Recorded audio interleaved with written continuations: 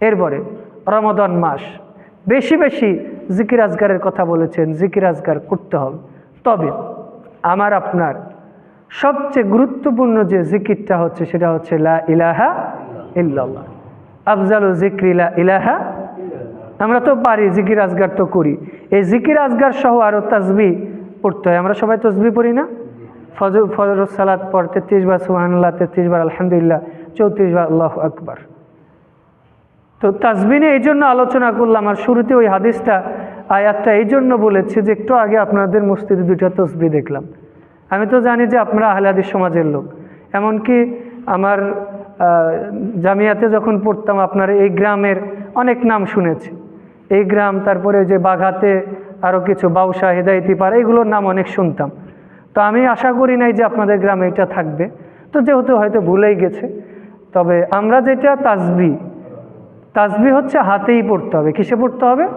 কিন্তু আমরা এই যে অনেকে বলবে যে হুজুর সৌদি আরবে যে কাবা থেকে কিনে নিয়ে এসেছি, বলে না যে হুজুর হজে গেছিলাম, হজে যে কিনে নিয়ে এসেছি। তো সৌদি আরবে অনেকে হজে যে বাঙালিরা তো গাঁজা উঠানি আছে না, গত বছরে তো হজে যে পাগড়ির মধ্যে গাঁজা ধরা পড়েছে। হারাম চত্বরে যে বাঙালিরা যে গাঁজা খায়, ভারতের পাকিস্তানের আছে, তো ওখানে যদি গাঁজা বিক্রি হয় তাহলে কি জায়েজ নাকি? তাহলে কাবাতে যদি ওইটাই দলিল হয়, তাহলে তো 558 বছর কাবার 4 মুসাল্লায় 4 মাযহাবের লোক সালাত আদায় করতো, 4টা ইমামের নেতৃত্বে।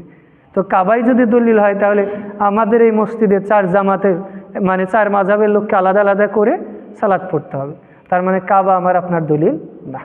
এখন আপনি উল্টা আমাকে প্রশ্ন করবেন যে হুজুর বুঝলাম বয়স হয়ে গেছে বেশি, 33 বার পড়ি না 20 বার পড়ি, এটাই তো বলে থাকে না।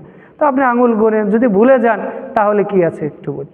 রাসূল ইসলাম বলছেন কেউ যদি কোনো ভালো কাজ করে, স্বাভাবিকভাবে করছে, ওর জন্য একটা নেকি, কিন্তু চেষ্টা করে ভালো করতে, কিন্তু ভুল হয়ে যায় আজরানে, ওর জন্য ডাবল নেকি বলি সুবহানাল্লাহ। তো আপনার ভুল হয়েছে, সমস্যা কি? আপনার নিয়ত তো ঠিক আছে। কেউ কি ইচ্ছা করে ভুল করে নাকি? যে আমি তাসবিহ পড়ে ইচ্ছা করে ভুল করবো, আল্লাহ বেশি নেকি দিই, এরকম কেউ করে? ভুল তো এমনিতেই হয়েছে বা শয়তানের পক্ষ থেকে হয়েছে। তার মানে আপনি ভুল করলে আপনার কোনো সমস্যা নেই, লস নাই, বরং লাভ আছে। এরপরে আপনি যদি হাত দিয়ে তাসবিহ গোনেন তাহলে আরও ফজিলত। রাসূল ইসলাম বলছেন যে কিয়ামতের দিন যে হাত দিয়ে তাসবিহ গুনবে, এই হাত আল্লাহর কাছে সাক্ষী দিবে বলি সুবহানাল্লাহ। এছাড়াও রাসূল ইসলাম বলছেন কেউ যদি প্রত্যেক ফরজ সালাত পর 33 বার সুবহানাল্লাহ, 33 বার আলহামদুলিল্লাহ, 33 বার 34 বার আল্লাহু আকবার বলে, তার পাপ যদি সমুদ্রের ফেনা সমতুল্য হয়, এরপর আল্লাহ ক্ষমা করে দেয় বলি সুবহানাল্লাহ। সমুদ্রের ফেনা হয়তো আপনারা দেখেন না, হয়তো কেউ কক্সবাজারে গিয়েছেন, ওই ফেনা তো ছোট, গুগলে সার্চ দেবেন লোহিত সাগরের ফেনা, দেখবেন কিলোমিটারের পরে কিলোমিটার সমুদ্রের ফেনার উপর আপনি ভাসতে পারবেন, এত গাঢ় ফেনা। তার মানে আপনার পাপ যতই হোক না কেন, যদি তাসবিহ নিয়মিত পড়েন আল্লাহ ক্ষমা করে দিবে সুবহানাল্লাহ। আরও একটা আমল, তিরমিজির হাদিস, রাসূল ইসলাম বলছেন যে 2টা আমল করা সহজ, কিন্তু করলে মানুষ জান্নাতে যাবে, করতে পারবে না, শয়তান ভুলিয়ে দিবে। তাহলে কয়টা আমলের কথা বললাম? এই আমল 2টা করা সহজ না কঠিন? কিন্তু ভুলিয়ে দিবে কে? শয়তান। আমল 2টা কি? প্রত্যেক ফরজ সালাত পর আমরা তো 33 বার তাসবিহ পড়ি, এটা তো আছে ভিন্ন ফজিলত, আগেই বললাম। আর একটা রাসূল ইসলাম বলছেন প্রত্যেক ফরজ সালাত পর কেউ যদি 10 বার সুবহানাল্লাহ, 10 বার আলহামদুলিল্লাহ, 10 বার আল্লাহু আকবার বলে, এবং এই ব্যক্তি যখন ঘুমাতে যাওয়ার সময় 33 বার সুবহানাল্লাহ, 33 বার আলহামদুলিল্লাহ, 34 বার আল্লাহু আকবার বলবে, তাহলে এই দিকে যদি আপনি 5 ওয়াক্ত সালাতে 30 দিয়ে গুণ দেন 150, আর এদিকে হবে 100, তাহলে 250কে 10 দিয়ে গুণ দেন কত হয়? 2500।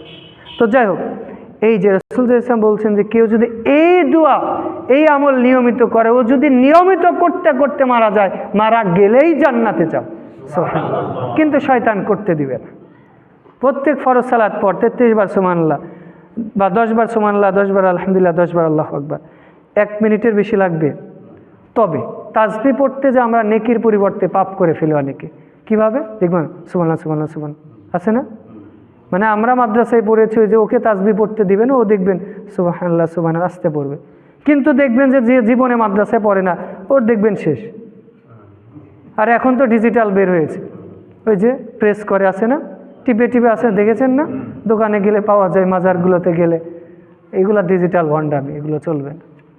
বরং আপনি তাসবিহ যদি পড়েন, তাসবিহ আপনি বলছেন সুবহানাল্লাহ, আমি আল্লাহর পবিত্রতা বর্ণনা করছি, মুহাব্বতের সাথে, ভালোবাসার সাথে বলতে হবে। আপনি আপনার আব্বাকে বলেন যে আব্বা আমি আপনাকে খুব ভালোবাসি, তো আব্বাকে যদি বলেন ভালোবাসি ভালোবাসি ভালোবাসি, আব্বা গাড়িতে অ্যাক্সিডেন্ট হয়েছে, আপনি না বাঁচিয়ে বলেন যে ভালোবাসি ভালোবাসি ভালোবাসি, এটা কি মহব্বত নাকি ধোঁকাবাজি?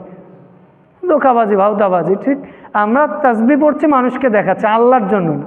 আল্লাহর জন্য যদি হতো তাহলে মুখটা নড়তো, আবার তাসবিহ পড়ি সালাত পড়ি দাঁড়িয়ে আছে। সালাতের অন্যতম জরুরি বিষয় হচ্ছে আপনি তাসবিহ পড়বেন, আপনার জিহ্বা নড়বে।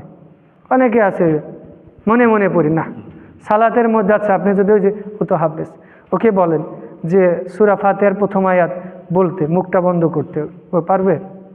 কিন্তু আপনারা অনেকেই পারেন, মুখ বন্ধ করে বলেন মনে মনে। মনে মনে কি কোরআনের আয়াতগুলো উচ্চারণ করা সম্ভব? কারণ মাদ মাখরাজ তো সম্ভব না, আমরা পারি না, আপনারা পারলে পারতে পারেন। তো এই জন্য সালাতের এইটা খেয়াল রাখবেন যখন পড়বেন। এই যে সালাত কবুল হয় না বা মনোযোগ না থাকার এইটাই তো কারণ, আপনি কি পড়ছেন নিজেই জানেন না, কারণ আপনার ঠোঁট ঠিকভাবে নড়ে না, জিহ্বা নড়ে না। তো আপনি যখন তেলাওয়াত করবেন ঠোঁটটা নড়তে হবে।